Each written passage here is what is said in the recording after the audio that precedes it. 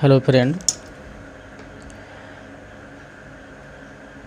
আজকে আমরা যে চ্যাপ্টার আলোচনা করব সেটা হলো ওয়েব। তোমাদের প্রথমে জানতে হবে যে ওয়েবটা কী। যদি আমি বাংলায় বলি তাহলে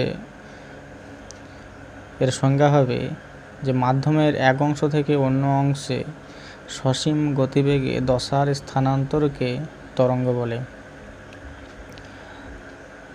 ইংরেজিতে যদি বলি তাহলে it is a disturbance which propagates energy from one place to other without a transport of matter বা মাস, যে কোনো বলতে পারো।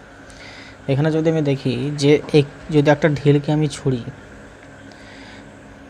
একটা ঢিলকে যদি ছোড়া হলো তাহলে সেখানে কি কি মুভ হচ্ছে, একটা ভেলোসিটির সঙ্গে মাসটাও মুভ হয়ে যাচ্ছে। কিন্তু ওয়েভের ক্ষেত্রে এখানে মাস মুভ হবে না, একটা ডিস্টারবেন্স অর্থাৎ এনার্জিটা প্রোপাগেট হবে, ডিস্টারবেন্সের মাধ্যমে এনার্জিটা প্রোপাগেট হবে। এটাই হচ্ছে ওয়েভ। এই ওয়েভ প্রথমত দু প্রকার, একটা হচ্ছে মেকানিক্যাল ওয়েভ বা ইলাস্টিক ওয়েভ, দুই হচ্ছে নন মেকানিক্যাল ওয়েভ বা ইলেকট্রোম্যাগনেটিক ওয়েভ। তাহলে মেকানিক্যাল ওয়েভ কাকে বলে?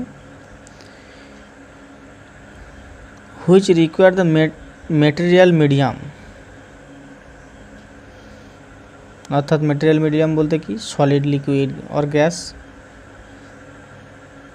টু প্রোপাগেট দেয়ার এনার্জি, তাদের এনার্জিটাকে এক জায়গা থেকে আরেক জায়গায় ট্রান্সফার করতে গিয়ে একটা মাধ্যমের প্রয়োজন হয়। This wave is called is mechanical wave বা elastic wave. But non mechanical wave বা electromagnetic wave which is not require medium. Mechanical wave আবার দুটো ভাগে বিভক্ত, একটা হচ্ছে লঙ্গিটিউডিনাল আর একটা হচ্ছে transverse. What is longitudinal mechanical wave?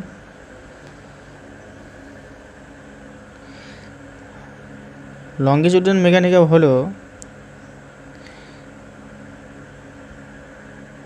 যে particles of the medium vibrate in direction of propagates of wave।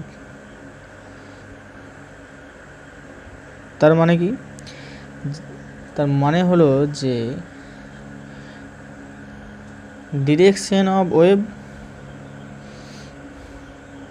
And medium of wave, medium movement হবে প্যারালাল। এদিকে হলো ডিরেকশন অফ ওয়েভ আর মিডিয়াম মুভমেন্ট হলো। যদি আমি স্প্রিংটাকে টেনে ছেড়ে দিই, এই ক্ষেত্রে লক্ষ্য করো, স্প্রিংটাকে টেনে যদি আমি ছেড়ে দিই তাহলে কি হচ্ছে, direction and wave and medium movement same, অর্থাৎ একই দিকে হচ্ছে, parallel. This wave is called is longitudinal wave. তাহলে what is example? Wave on spring, wave on spring, sound wave in air is the example of the longitudinal wave. Another wave, transverse wave. What is transverse wave? Direction of wave and medium movement are the perpendicular to each other. এটা আমি পরে বলছি, প্রথমে longitudinal ওয়েভটাতে আসি। একটু ডিটেলসে বলা যাক যে লঙ্গিটিউডিনাল ওয়েভটা কী হচ্ছে।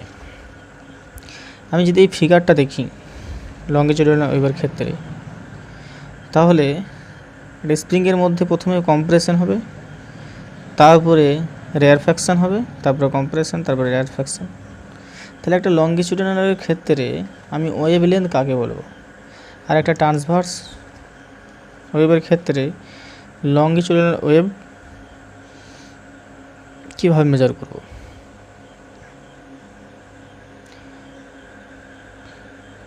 এক্ষেত্রে এই যে প্রথমে বলি রেয়ারফেকশন আর কমপ্রেশনটা, এর ফ্রিকোয়েন্সিটা একবার যখন কাছে তখন দেখো একটু ঘন চিহ্ন দ্বারা সূচিত করা হয়েছে।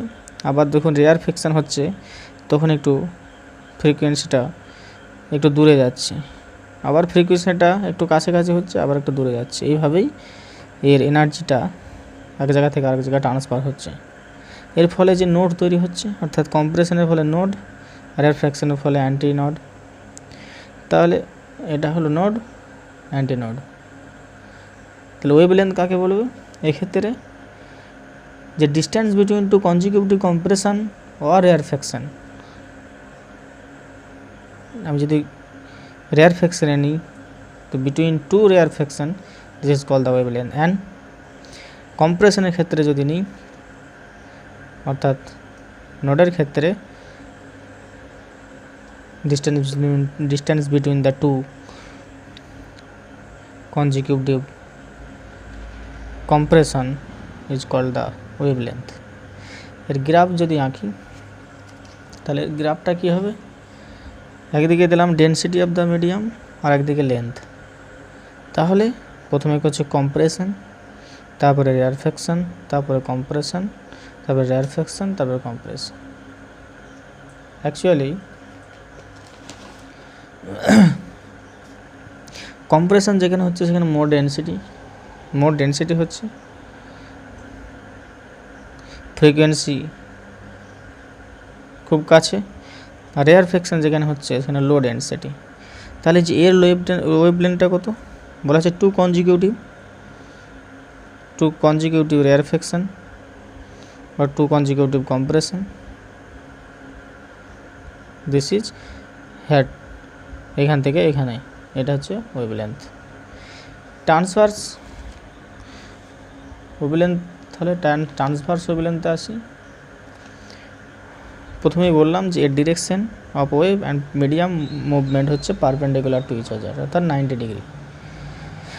গ্রাফটা এক্ষেত্রে কী হবে? গ্রাফটা যদি দেখা যায় তাহলে হবে এর একবার perpendicular to each other direction of the wave and medium of movement. তাহলে একবার এদিকে আচ্ছা, ট্রান্সভার্স ওয়েভের এক্সাম্পল কি? Wave on spring under tension, wave on surface of water. যদি একটা ঢিলকে আমি কোনো পুকুরের মধ্যে ফেলে দিই, তার ফলে কি ঢিলটা নিচের দিকে যাচ্ছে, কিন্তু তার ওয়েভটা হচ্ছে কোন দিকে? ধার বরাবর, কিনারা বরাবর। সো এখানে আমি বলতে পারি যে direction of wave and the medium of movement perpendicular to each other.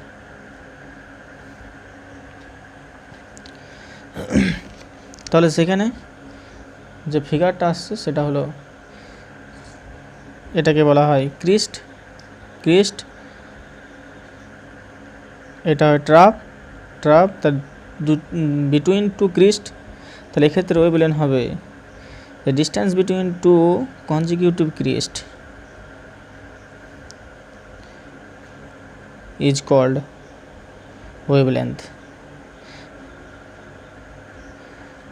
তাহলে এর যে অ্যাম্পলিটিউডটা দেখো, মনে রাখো যে amplitude, what is the amplitude is the define is the maximum displacement of the vibrating particle on either side from the equilibrium position এটা। তাহলে either side হতে পারে এদিকে, হতে পারে নিচের দিকে, যেগুলো maximum displacement is called the amplitude হলো। তাহলে আমরা জানলাম ওয়েভলেন্থ। আচ্ছা, ওয়েভলেন্থ তোমরা জানা নিলাম যে ওয়েভলেন্থ কাকে বলছে, অ্যাম্পলিটিউড কাকে বলছে। সেবার আসি নন মেকানিক্যাল বা ইলেকট্রোম্যাগনেটিক ওয়েভ। এর example heat, light, X-ray, gamma ray, etcetera.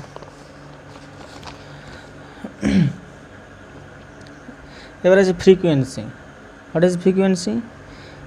It is the number of the vibration made by particle, number of the vibration made by particle in 1 second. 1 সেকেন্ডে particle যতবার vibration করে is called frequency. ফ্রিকোয়েন্সির SI unit কি? Hertz, তাকে N দ্বারা সূচিত করা হয়। 1/n ইকুয়াল টু টি। এর মানে কি? 1/n ইকুয়াল টু টি মানে হচ্ছে টাইম পিরিয়ড, তাই তো। কম্পাঙ্কগত কোনো কণার একটি পূর্ণ দোলন সম্পন্ন করতে যে সময় লাগে তাকে বলা হয় দোলনকাল বা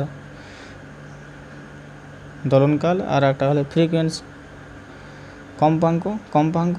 কম্পাঙ্ক বলছে যে সরল দোলগতি সম্পন্ন কোনো বস্তু কণা প্রতি সেকেন্ডে যতগুলি পূর্ণ দোলন সম্পন্ন করে তাকে বস্তুর কম্পাঙ্ক বলে। এবার আছে relation between wavelength and frequency, velocity of the wave.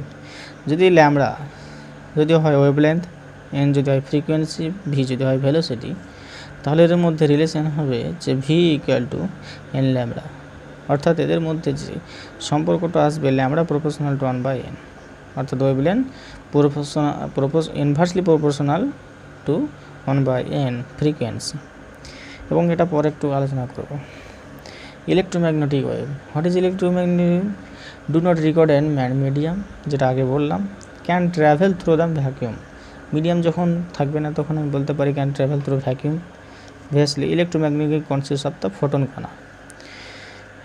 এবার একটা ফিগারে আসে, যদি এটা সোর্স হয় আর যদি ডিরেকশন হয়, তাহলে সোর্স থেকে ডিরেকশনে এই ডিরেকশনে যদি যাই তাহলে দেখো প্রথমে এই ফিগারটা যে direction of the electric field, আচ্ছা তড়িৎ ক্ষেত্রের অভিমুখ, আর এটা direction of the magnetic field অর্থাৎ চৌম্বক ক্ষেত্রের অভিমুখ। এখানে দেখে এটা মনে হচ্ছে না যে এরকমভাবে দেওয়া আছে। দেখো এটা direction of the magnetic field and এইটা হচ্ছে direction of the electric field অর্থাৎ তড়িৎ ক্ষেত্রের অভিমুখ। আর এটা এরকমভাবে করা আছে কালো কালিতে। তাহলে এর মধ্যে কী হচ্ছে? 90 ডিগ্রি অ্যাঙ্গেল করা হচ্ছে। এই জন্য এবার আসছে যে direction of the magnetic field and direction of the electric field movement is 90 degree.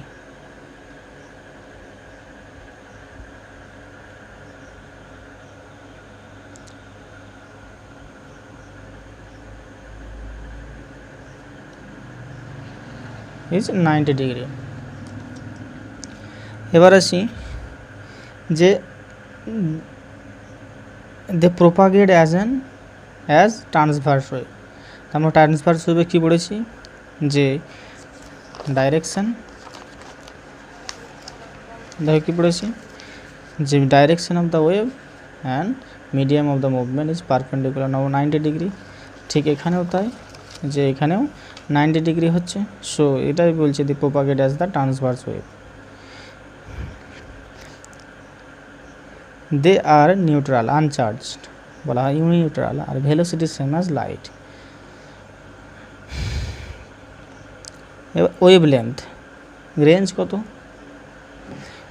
Wave length এই ইলেকট্রোম্যাগনেটিভের যে ওয়েভ লেন্থের রেঞ্জ কত? 10⁻⁻14 মিটার টু হচ্ছে 10⁻4 metre. Frequency range 10⁻20 hertz to 10⁻6 hertz. এর মধ্যে প্রপোর্শনাল, তার মানে কি ল্যামডা যার বেশি হবে 1/n, মানে n তার কম হবে। ওয়েভলেন্থ যার বেশি ফ্রিকোয়েন্সি কম। এবার এখান থেকে একটা ফিগার মনে রাখবে, যেখানে ওয়েভলেন্থ কী করলাম? যে রেডিও অ্যাক্টিভিটি, প্রথমে রেডিও ওয়েভে দেখে নিলাম 10⁻4 টু 10⁻³ রেঞ্জ। রেডিও ওয়েভলেন্থ বড়, তারপরে ইনফ্রারেড, তারপরে ভিজিবল রেড, আলট্রাভায়োলেট, তারপরে এক্স রে, তারপরে গামা রেস। মিডিলে দুটোকে করিনি কারণ এখানে আটেনি বলে মানে এখানে ধরেনি বলে এটা করিনি, সব থেকে দেখো যেটা আছে 10 to the power -10 to 10 to the power -14, অর্থাৎ এখানে 10 টু দি পাওয়ার 4 থেকে 10 টু দি পাওয়ার -14, এই যেখানে রেঞ্জটা লিখে দিয়েছি, এই জন্য এখানে রেঞ্জটা লিখে দিয়েছি। আর এইখানে যে ভিজিবল রেঞ্জের মধ্যে পড়ছে সেটা কত, এটাই হচ্ছে লাইট, আমরা যেটা পরবর্তীকালে পড়ব ভিজিবল রে, এটাই হচ্ছে লাইট। এই রেঞ্জটা উল্লেখ করিনি এখানে, আর এখানে ধরেনি বলে। ফ্রিকোয়েন্সি দেখো, ফ্রিকোয়েন্সি গেলে 10 to the power 6 to 10 to the power 20, 10 to the power 6 to 10 to the power 20, প্রত্যেকটা দেখো আলাদা আলাদা করে দেওয়া আছে। মাইক্রোওয়েভস বলছে যে ওয়েভ লেন্থটা কত হবে, 10 টু দি পাওয়ার -3 থেকে 10 টু দি পাওয়ার -2 মিটার। আর frequency 10 to the power 9 to 3 into 10 to the power 11 hertz, মানে 1 গিগাহার্টজ টু 3000 গিগাহার্টজ, 300 গিগাহার্টজ। এবার দেখো ভিপ জিওর ক্ষেত্রে এটা বলার কারণ হচ্ছে, যেখানে একটা কোশ্চেন দেয় যে কোন কালারের সবথেকে ওয়েভলেন্থ বেশি, ফ্রিকোয়েন্সি কম, ওয়েভলেন্থ মিনিমাম, ফ্রিকোয়েন্সি বেশি, ফ্রিকোয়েন্সি ম্যাক্সিমাম। তো রেডের ওয়েভলেন্থ হচ্ছে ম্যাক্সিমাম, ফ্রিকোয়েন্সি মিনিমাম। ঠিক কি প্রথমে আছে ভিপ জিওর, মানে ভায়োলেটের ওয়েভলেন্থ মিনিমাম আর ফ্রিকোয়েন্সি ম্যাক্সিমাম, মানে এর এনার্জি বেশি।